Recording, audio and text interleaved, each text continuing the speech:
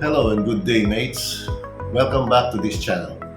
For today's topic, we shall discuss the recent release of a memorandum circular by the flag state Marina regarding issues on uh, training and practical assessments prior to taking the competency exams. Okay, it came as a surprise because my previous video was how to manage the existing uh, verification of competence, which was through in-service training or attestation, you might call it, the experience on board the ship. Now, there's been a change and a shift again, which is going to give a challenge to all those seafarers who are candidates for the next higher competency license. Join me in this episode. Let's begin. Well, as mentioned, the previous memorandum circulars that were made inactive in lieu of Marine Advisory 21-23, which effectively required only a accredited sea service as basis to take the next examination. This new Marina Advisory, in effect, revived all the previous guidances via marine circulars that require the following levels, especially management, to take certain management level courses and practical assessments. This also includes the electrotechnical officers and the previous Marine Advisory number 49, which also suspended the refresher training for proficiency courses, COP, identified proficiencies, are now put back. So if you're not taking the qualification exam for competency, you still need to refresh your COPs. And there were a list of COPs that require uh, refresher courses. So this answer the questions of some on how Marina can monitor and assess potential candidates, potential officers to become candidates for the next level. Yes, but also by doing that, you also created a vacuum. Okay, so let's try to go deeper into the effects of this advisory versus the last one released. So in my previous video, we discussed a marine advisory by Marina. It's dated 22, 21, okay, 23, wherein Marina released a advisory that effectively does not require MLC courses and practical assessments prior to taking the next level competency exams.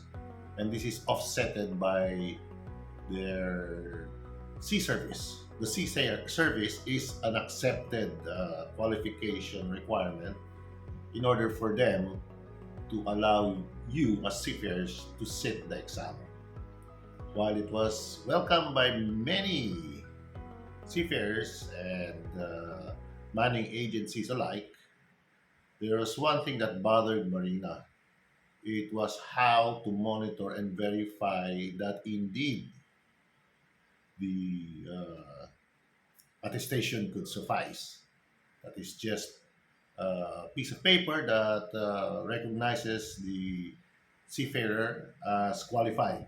It was a broad statement and I discussed also in the previous video on the merits and demerits of having this kind of in-service training. For one, it was not an approved in-service program. Okay, it was not thought of very carefully. But then again, that was the previous administration. So of late, it's a few days old only, basing on this video, the Flag State Marina came up with an advisory again, okay, dated November 2022. It's very recent, and it is numbered as Marine Advisory 2022-56, okay, wherein it basically overturned the previous Marine Advisory, and they reiterated certain aspects of older memorandum circulars to be reactivated again. What does that mean? Well, it goes like this. To those seafarers wanting to take upgrading examinations or the next level competency, you must take these courses and get yourself assessed. That's there's nothing else to it but that. So, with this new advisory out now and published, what should we do?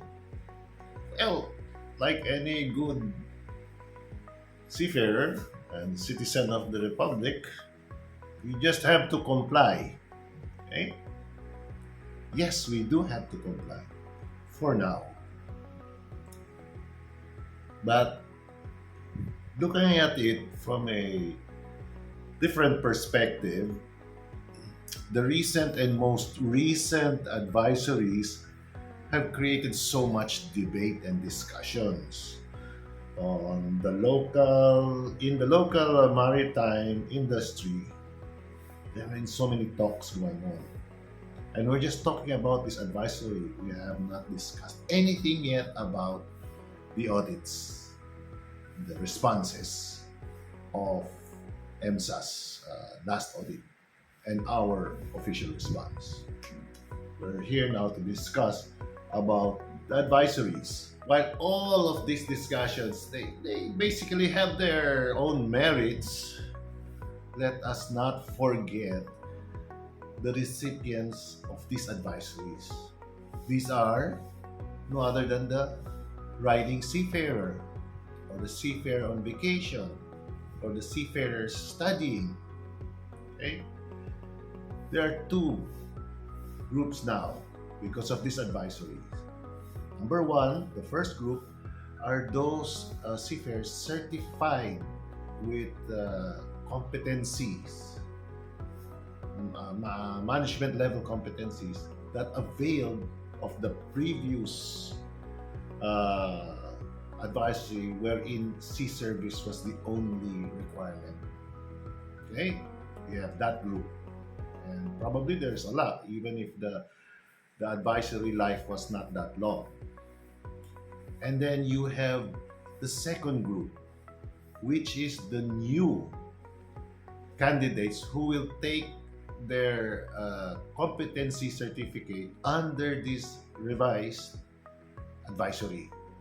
So you have two groups, and there's a big gap. How do you handle those who have used sea service only as a prerequisite for qualification? Well, it's not that time now to think about that. Okay, we leave that to the experts in Marina. Uh, the question lies in the level courses that you have to take once you go down enough sea service. Then you have to take this management level courses and the practical assessment. Why is there even an extended course or subject to be taken even after you have received your baccalaureate degree? Okay, which makes me think now what is really being taught in the bachelor's program. Why is it that when the students or cadets who complete their academic requirement or part of their whole academic program still have to go externally to take trainings that are inside the code to take it in another institution? Isn't that included in the course package? So it makes me think even deeper. Uh, this goes beyond this existing debate on these advisories. Looking at it pragmatically, one can see now that there is a root cause in the system of maritime education and training in the Philippines. Okay? Uh, the foundation, as I see it, of the uh, STCW courses is not the foundation that the MET for bachelor's degree is built on. It's the other way around. Local MET, Maritime Education and Training, is laid out in the foundation, and then STCW code is the one that adjusts. So that's basically the take on how we dispense and we apply the STCW code.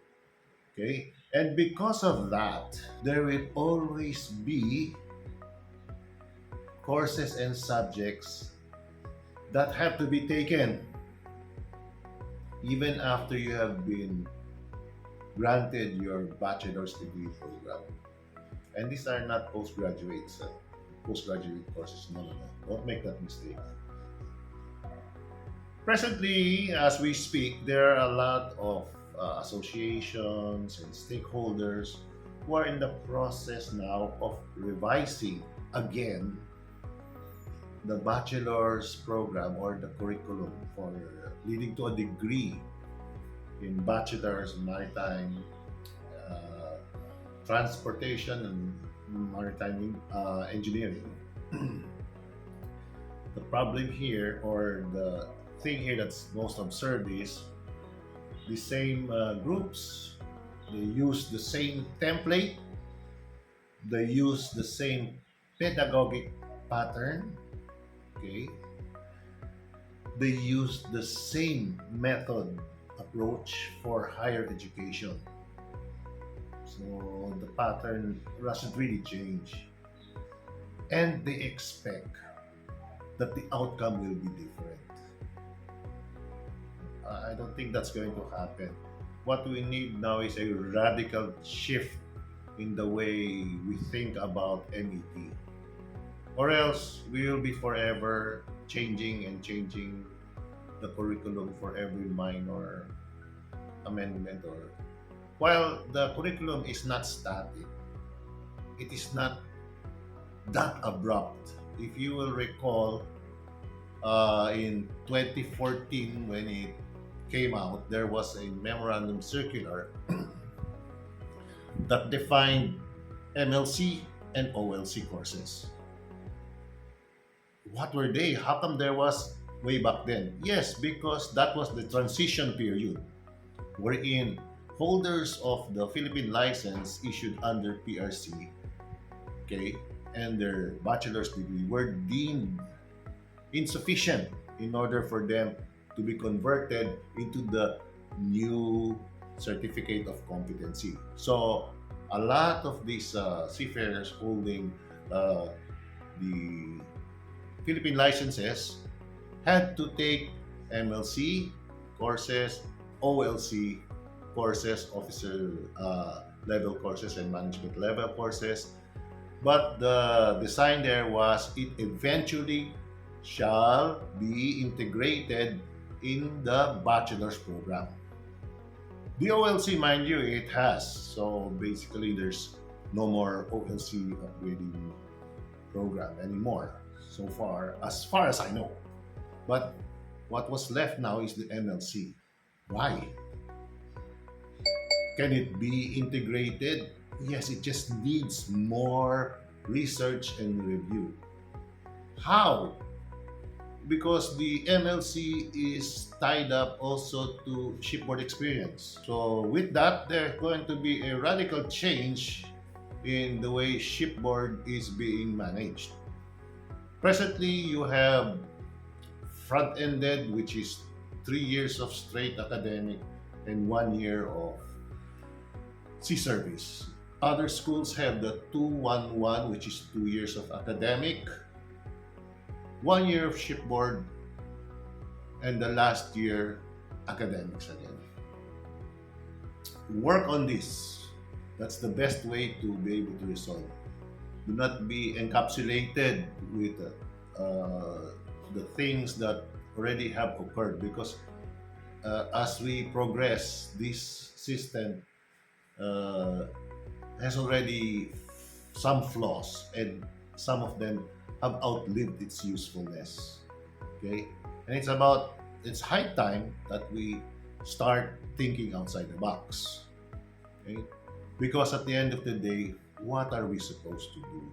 We are supposed to comply with the STCW convention and code as amended. And can we do that? Yes, we can, because first and foremost, it is stipulated there that it is mandatory minimum requirements. Okay? You can go above that, well and good, but never below. So that is my take for this episode. Thank you again for watching, and I hope this has enlightened some of you. And maybe next time we will touch on a more calmer video. Okay? But until then, don't forget to like and subscribe. And there are books now available that you can purchase, well, via the links that I will be posting down in the description box. Until then, thank you, mates. Wherever you are, bon voyage, stay safe, and goodbye.